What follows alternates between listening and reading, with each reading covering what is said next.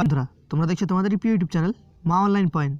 তো তোমাদের ইতিমধ্যে প্রায় দুদিন আগে একটি ভিডিও করেছিলাম তোমাদের যে ফুড সাব ইন্সপেক্টরের বিজ্ঞপ্তি কিন্তু খুব শীঘ্রই বেরোচ্ছে। তো একটি গুরুত্বপূর্ণ আপডেট এসেছে ফুড সাব ইন্সপেক্টর সম্পর্কিত। দেখো, ভোটের মুখে ফের 500-র বেশি ফুড সাব ইন্সপেক্টর। তোমাদের সেখানে বলেছিলাম 700-র মতো শূন্যপদ তোমাদের কিন্তু রয়েছে। পিএসসির বিজ্ঞপ্তি শীঘ্রই। কি বলেছে দেখে নাও, খুব গুরুত্বপূর্ণ আপডেট। দেখো, ভোটের আগে খাদ্য দপ্তরে ফের একঝাঁক নিয়োগ হতে চলেছে ফুড ইন্সপেক্টর পদে। 500-র বেশি সরকারি চাকরির সুযোগ তৈরি হতে চলেছে। সব কিছু ঠিকঠাক থাকলে চলতি কিংবা আগামী সপ্তাহে পরীক্ষার আয়োজনের দায়িত্বপ্রাপ্ত পাবলিক সার্ভিস কমিশন পিএসসি এই সংক্রান্ত বিজ্ঞাপন প্রকাশ করবে। এই প্রসঙ্গে পিএসসি এক কর্তা বলেন, নবান্নের তরফে 500-র বেশি শূন্য পদে ফুড সাব ইন্সপেক্টরের নিয়োগের প্রস্তাব পাঠানো হয়েছে। খুব শীঘ্রই আমরা খাদ্য দপ্তরের এই পরিদর্শক নিয়োগের বিস্তারিত তথ্য সংবলিত বিজ্ঞাপন প্রকাশ করব। বর্তমান পরিস্থিতিতে এই পরীক্ষায় বসতে চেয়েছে রাজ্য জুড়ে প্রায় 6 লক্ষ পরীক্ষার্থী। আবেদন করবেন বলে মনে করেছেন ওই কমিশন কর্তা। উল্লেখ্য, 2020 সালে প্রায় 950 জনকে ফুড সাব ইন্সপেক্টর পদে নিয়োগের জন্য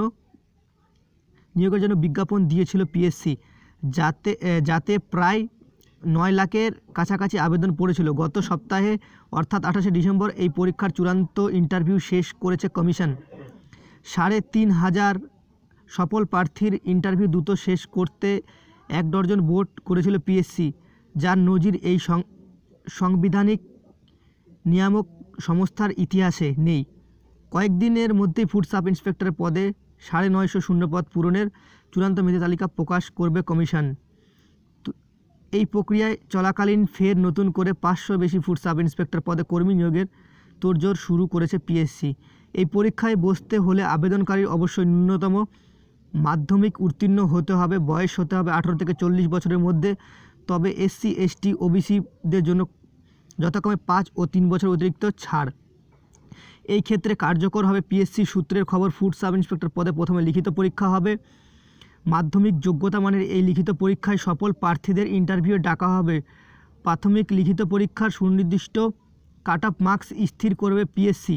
তবে এটা চূড়ান্ত হবে মোট পরীক্ষার্থীর সংখ্যা এবং সাফল্যের হারের ওপর। সর্বশেষ ইন্টারভিউ প্রার্থীর মেধা ও ব্যক্তিত্ব দক্ষতা যাচাই করবেন পিএসসি গঠিত বোর্ড। সূত্রের খবর, শূন্যপদকে মাথায় রেখে কমপক্ষে তার 3 গুণ বা বেশি প্রার্থীকে চূড়ান্ত ইন্টারভিউতে ডাকা হয়ে থাকে। সাম্প্রতিক ফুড ইন্সপেক্টর 950 শূন্য পদের জন্য মোট 3,500 প্রার্থীকে ইন্টারভিউ ডাকা হয়েছিল। নয়া নিয়োগের ক্ষেত্রে 1,500 থেকে 2,000 প্রার্থীর চূড়ান্ত ইন্টারভিউতে ডাক পাবেন বলে আশাবাদী কমিশন কর্তাদের একাংশ। তো দেখতে পাচ্ছ, তোমাদের কিন্তু সামনের সপ্তাহে কিন্তু পিএসসির নতুন ভ্যাকেন্সিও বেরোতে পারে ফুড সাব ইন্সপেক্টর, ঠিক আছে। তো তোমাদের আমি কিন্তু বলেছিলাম সেই জন্য জানুয়ারি লাস্ট বা ফেব্রুয়ারি থেকে তোমরা ধরে রাখো তোমাদের ফুড সাব ইন্সপেক্টরের যে নতুন বিজ্ঞপ্তির অনলাইন সেটা বেরোবে আর অনলাইন অ্যাপ্লিকেশন হবে। তো এই বিজ্ঞপ্তিটি এসেছে বর্তমান পত্রিকাতে। বর্তমান পত্রিকাতে তোমরা গিয়ে কিন্তু যাচাই করে নিতে পারো আজকের পত্রিকা, ঠিক আছে। সেই পত্রিকাতে সমস্ত কিছু কিন্তু এই লেখাগুলোই রয়েছে। তোমরা অবশ্যই গিয়ে যাচাই করে দেখে নিতে পারো, তারপর ভিডিও নিচে এসে কমেন্ট করতে পারো।